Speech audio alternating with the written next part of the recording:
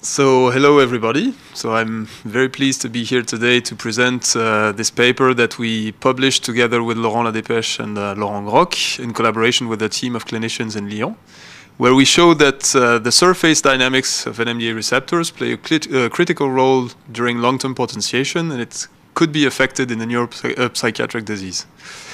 So as you know, long-term potentiation is a persistent increase in synaptic transmission, which is usually associated with an intense neuronal activity, and it's considered as the cellular substrate of learning and memory.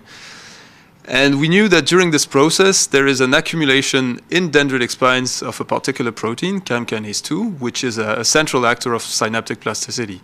And it's also paralleled with a quick change in the composition of NMDA receptors in synapses. But we didn't know what were the mechanisms behind. And what we have discovered is that this rearrangement occurs through an increased diffusion of NMDA receptors at the surface of neurons.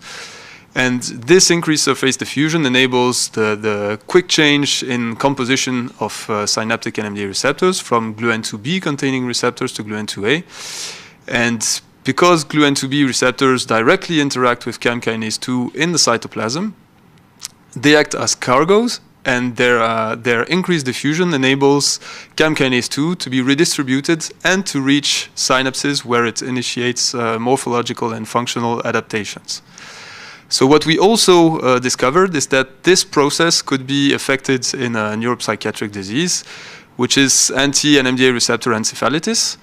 So this disease is associated with neurological and psychiatric symptoms, and it's characterized by the accumulation within the brain of antibodies directed against NMDA receptors. And what we have discovered is that those antibodies prevent the redistribution of CAM kinase 2 and NMDA receptors, and thereby actually they prevent LTP induction. And that's very interesting because it could provide an explanation for the cognitive impairments that are observed in patients who suffer from this disease. So again, I'm very happy to introduce this paper to you. I hope you read it and enjoy it, and I thank you for your attention.